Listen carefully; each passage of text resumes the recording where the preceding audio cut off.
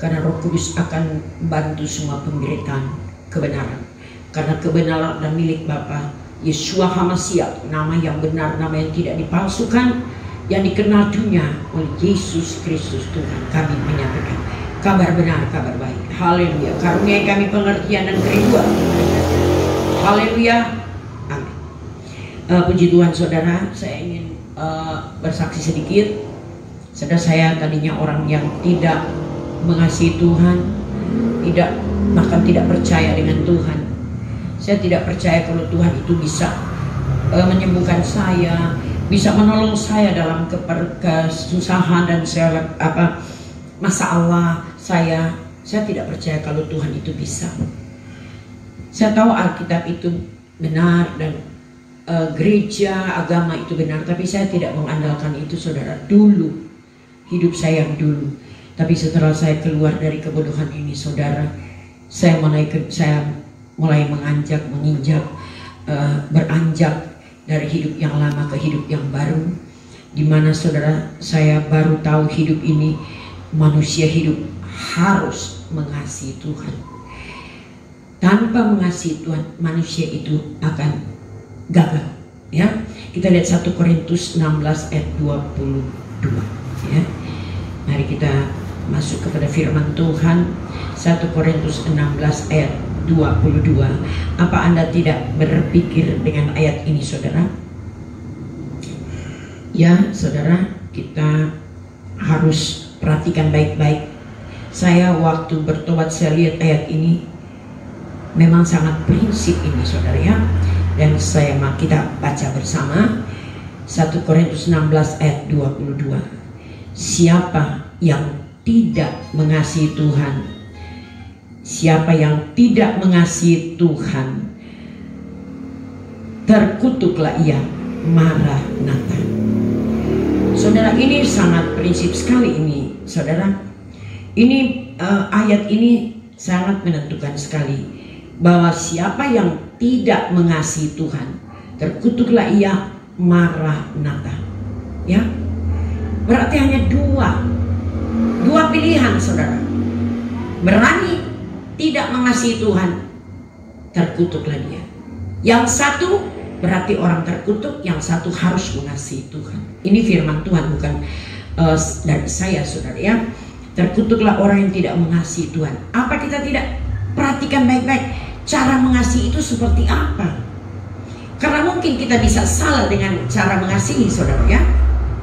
Sehingga ada orang pernah bicara, saya tanya, karena dia selingkuh, saya tanya, kan tidak boleh begitu. Dia katakan, kan saya mengasihi dia. Nah, ini kelihatan mengasihi, standar dari mengasihi, tapi mengasihi yang salah ternyata.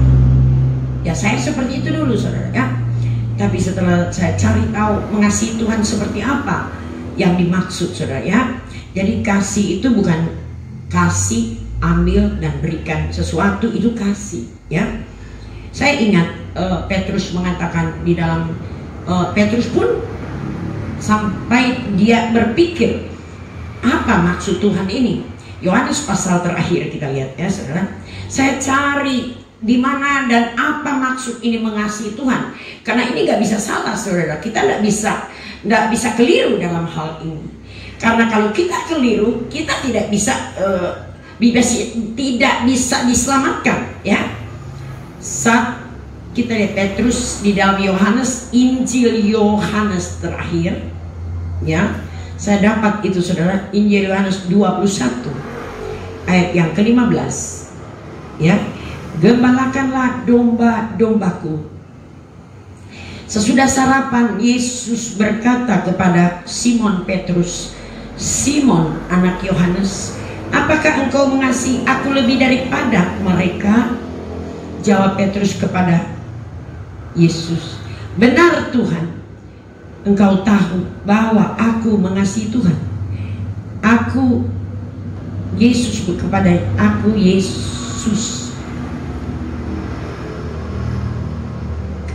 bahwa aku mengasihi Tuhan. Kata Yesus kepadanya, gembalakanlah domba-dombaku. Saudara, Yesus katakan, kalau engkau mengasihi Tuhan, gembalakan domba-dombaku. Ayat 16, kata Yesus pula kepadanya untuk kedua kalinya, Simon anak Yohanes, apakah engkau mengasihi Tuhan? Jawab Petrus kepadanya, benar Tuhan, engkau tahu bahwa aku mengasihi Tuhan. Kata Yesus kepadanya, gembalakanlah domba-dombaku untuk kedua kali. Saudara, Yesus berkata, kata Yesus kepadanya untuk ketiga kalinya, berarti sampai 3 kali. Simon anak Yohanes, apa engkau mengasihi aku?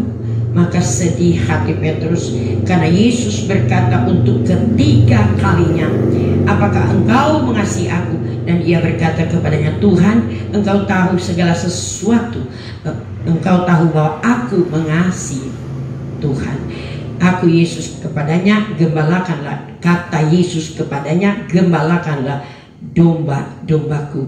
Saudara, di sini ada 3 kali seperti orang tidak paham, ya, seperti ini ditekan, ya, seperti Anda misalnya memesan orang, hei, coba kembali ya, panggil kembali, nanti kembali ya, itu berarti sangat penting, saudara.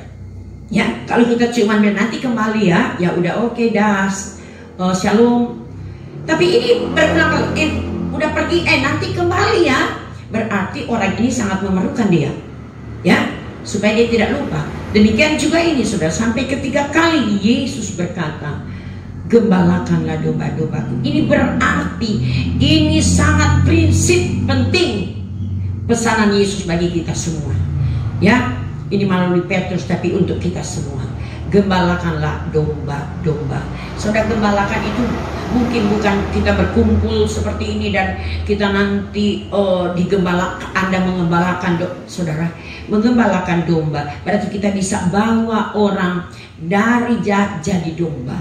Firman Tuhan katakan di Matius, katakan jadikanlah mereka muridku, ya saudara. Jadi ini maksud Tuhan, mari kita jadikan mungkin dari jahat jadi dombanya Yesus, ya saudara. Domba itu sepertinya bayangan apa? Kenapa dikatakan domba? Ini penciptaan Tuhan, semua ada maksud. Kenapa ambil dari seluruh jenis contoh binatang, ambil domba? Karena domba ini, saudara, ini menggambarkan dan kita bisa melihat cara hidup domba ini, ya. Domba ini, saudara, walaupun Anda sudah pukul, Anda sudah kulitin dia, cabut kulitnya, dia tetap diam. Bayangkan, itu sebinatang domba itu, saudara. Itu cara kelakuannya domba, sifatnya domba. Jadi kalau Anda mau jadikanlah domba-domba. Domba berarti sudah tidak banyak bergah, tidak banyak mengamuk, tidak banyak menuntut, tidak banyak tidak ada egoisnya di dalam lagi, ya, itu domba. Kenapa tidak Yesus kata, jadilah pelayanku, tapi Yesus sudah jadikan domba. Jadi kita harus melalui lihat domba ini, ya saudara. Penting, sangat penting. Kita mesti jadikan, tuntunlah domba-domba, saudara. Apa? Kita buat orang dari keras, mungkin dia jadi lembut, jadi pemarah, jadi sabar, ya. Dari pemalas jadi rajin. Harus jadi domba. Domba itu, saudara, dikulitin, dianiaya, di apapun dia akan berdiam. Itu binatang domba, ya. Jadi kalau Anda jadi pelayan terus tidak bisa diatur, itu bukan domba, saudara, ya. Itu dombing, ya, saudara. Puji Tuhan. Jadi kita dituntut, kalau kita mau mengasihi Tuhan, ini yang jelas dan tepat, bahwa kita harus menggembalakan domba-domba, saudara. Jadi puji Tuhan, gembalakan itu bukan kita nanti berkumpul seperti ini atau apa, tapi Anda bisa menuntun orang menjadi domba, saudara, ya. Menuntun orang dari keras, dia bisa lihat caramu, gayamu, pertobatanmu, contohmu, buahmu, dia bisa ikut, dia terharu, ya. Seperti saya katakan, keluarga saya tidak lihat saya bertobat karena saya khotbah. Mereka tidak ikut ke sana kemari dengan saya untuk dengar saya khotbah di mana-mana, tetapi mereka cuma lihat kelakuan saya di dalam rumah, di dalam kehidupan saya sehari-hari. Saya bertobat, saya berubah jadi domba ya. Jadi saudara, ini menuntun orang jadi domba. Jadi mungkin ada temanmu di samping atau siapa saja yang ada di hadapanmu, itu Anda jadikan dia domba ya. Tuntun dia, itu dombamu saudara.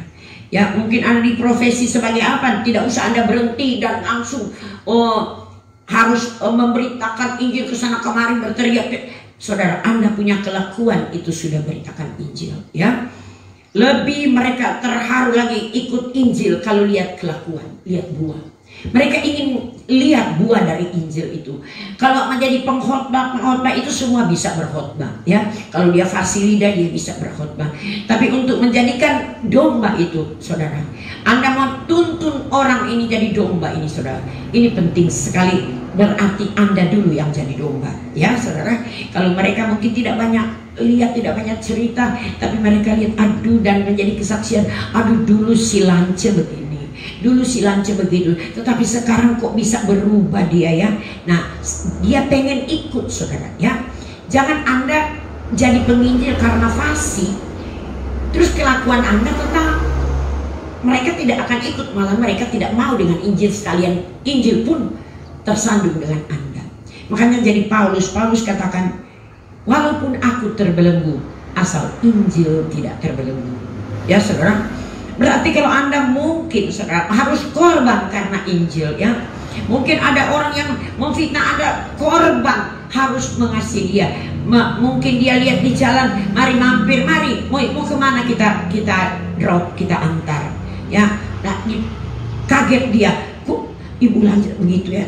Tadinya kita tidak bersapahan karena nggak enak satu dengan yang lain, tetapi kita kasih lihat saudara, korban karena Injil ya. Ini kita harus korban. Tuhan melihat korban, Yesus melihat korban. Kita harus bela Injil ya. Oleh kita harus korban, harus walaupun kita harus merendahkan semua untuk Injil bisa masuk kepada mereka.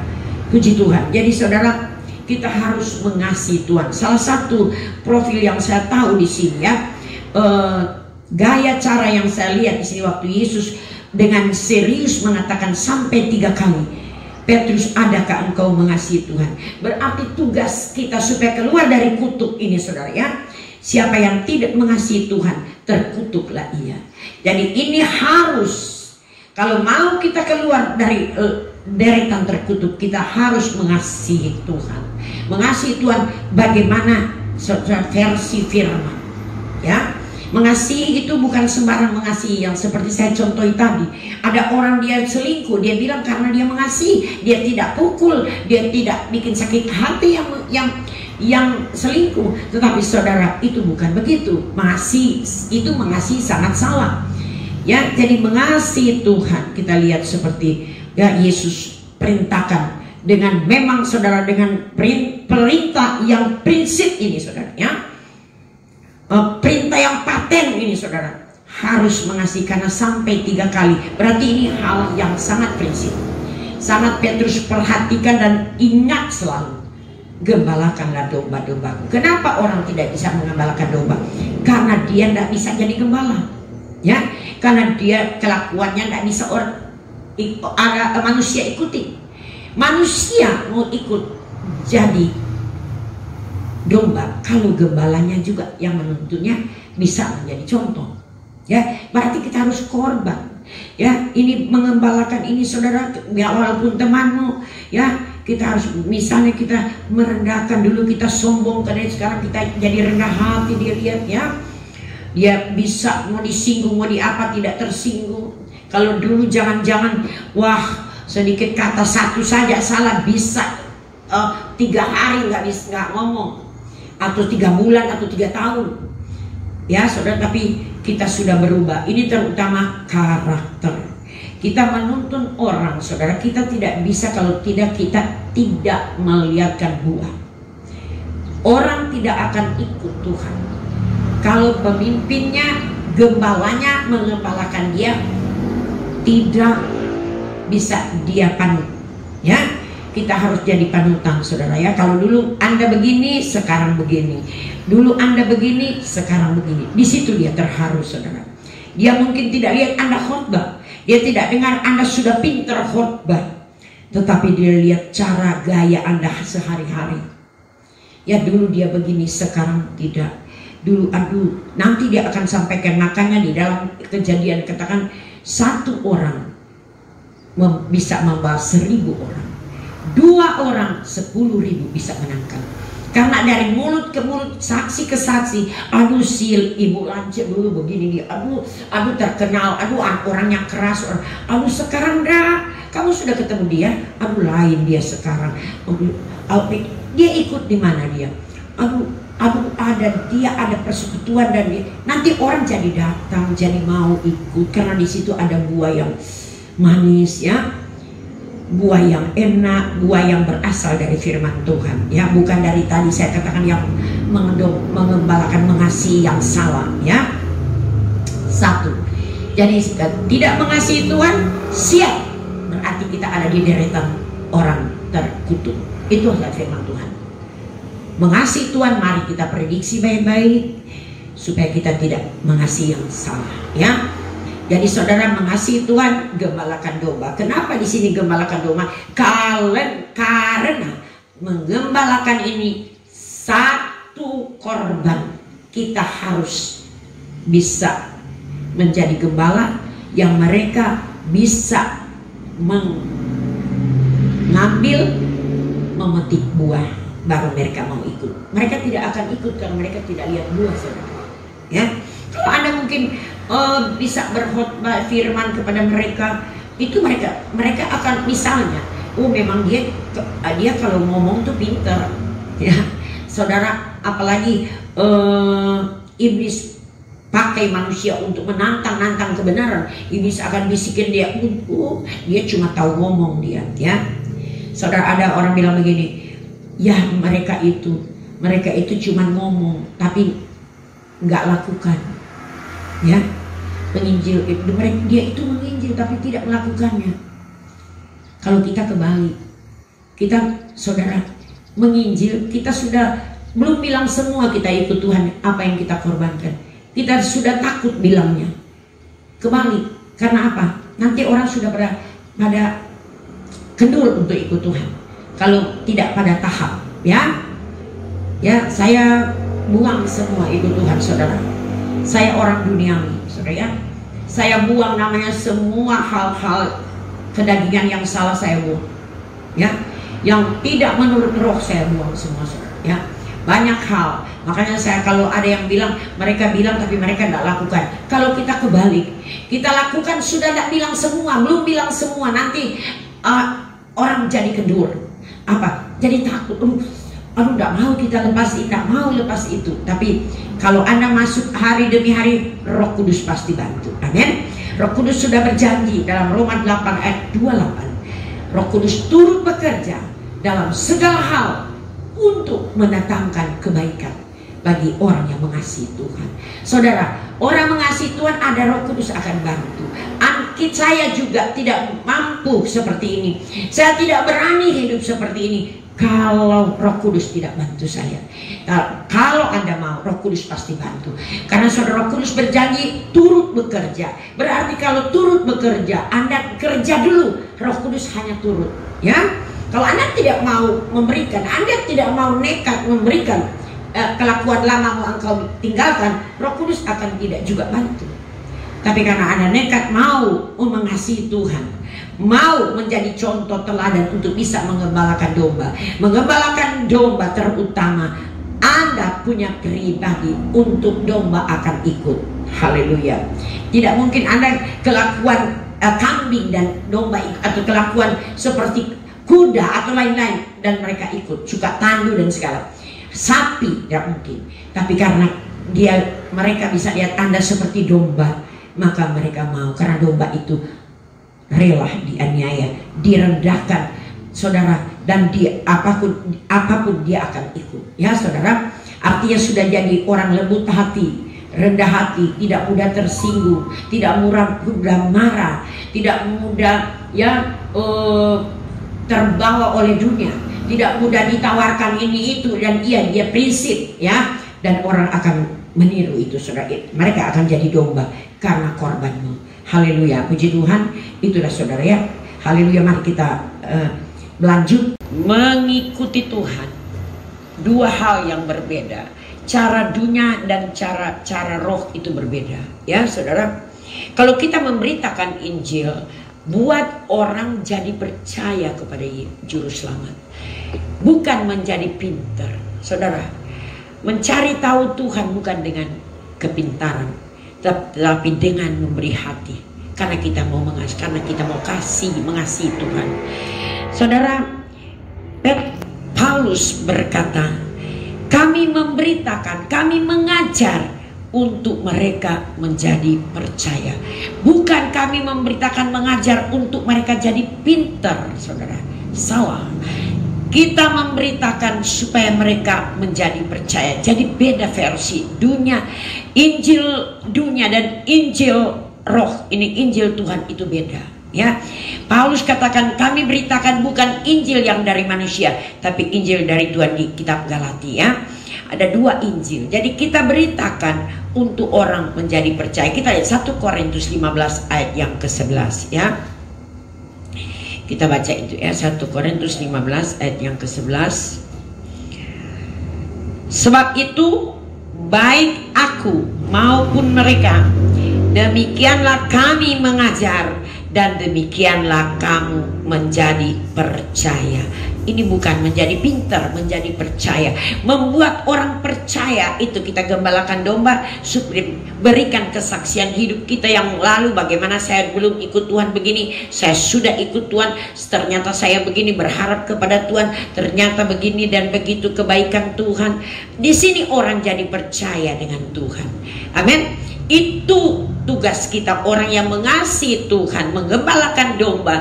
Menggembalakan domba-domba ini supaya menjadi percaya kepada Tuhan. Bukan hanya menjadi pinter belajar Alkitab, saudara. Ya, itu bisa menjadi tandu, ya. Tapi kalau dia mengasihi, dia bisa korbankan apa saja. Orang bagaimana kalau kita mengasihi, saudara? Kita bisa korbankan apa saja. Yang tidak bisa kalau kita tidak mengasihi orang itu.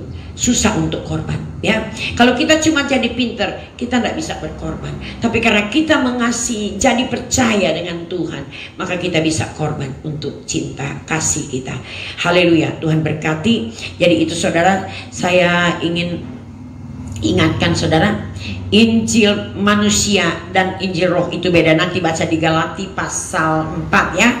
Paulus katakan kami beritakan Injil yang berasal dari Tuhan. Kita lihat, mari kita, haleluya, Galati pasal pertama ya, haleluya, ayat yang ke-6. Aku heran bahwa kamu begitu berbalik daripada dia yang telah kasih karunia. Kristus telah memanggil kamu dan mengikuti suatu Injil lain ya. Berarti ada Injil lain saudara ya. Jadi di ayat 11 Paulus katakan, Galati pasal 1 ayat yang ke-11, bagaimana Paulus menjadi rasul. Sebab aku menegaskan kepadamu saudara-saudaraku, bahwa Injil yang kuberitakan itu bukanlah Injil manusia. Ya, saudara, kalau Injil manusia untuk Anda jadi pinter, tapi kalau Injil Tuhan supaya orang jadi percaya. Jadi itu beda saudara ya. Jadi saudara, kita kadang-kadang orang tidak mau dengan Injil Tuhan, Injil roh ya. Kalau Injil manusia banyak yang mau, karena roh ini Injil dari roh Tuhan saudara.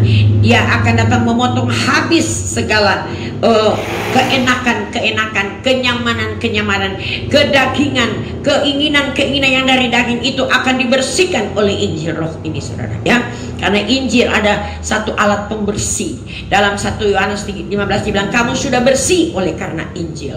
Bersih dari apa saudara? Bersih dari hal-hal kehendakmu sendiri, kehendak daging, keinginan dunia itu harus dilepaskan. Kita harus rela, berani, nekat untuk lepaskan itu, karena itu satu kenyamanan yang sukar untuk dilepas. Hanya boleh Roh Kudus yang melepaskannya. Nah, itu Injil Roh. Injil ini akan memisahkan tulang, kata firman Tuhan. Injil ini tiga versinya, ya. 3 karakter Injil ini adalah: satu, Injil yang benar adalah dia seperti palu yang menghancurkan gunung batu, hati batu, ya saudara. Kedua, Injil ini bagaikan pedang yang bermata 2, akan memotong semua yang dari daging ini, saudara. Ketiga, Injil ini ada api yang menghanguskan. Jadi Injil ini sebenarnya, saudara, Injil ini bagi daging tidak mau, karena ini dia akan menabrak semua daging. Kalau Anda mau betul masuk dalam Injil ini, banyak yang harus Anda korbankan, tinggalkan, saudara, ya, yang berasal dari lahiriah ini. Memang maka itu, saudara, saya ikut Tuhan ini satu korban, ya saudara. Saya banyak hal yang hak-hak saya rela dicabut, ya, oleh Injil ini. Saya rela dicabut karena menjadikan diri saya jadi mengembalakan domba.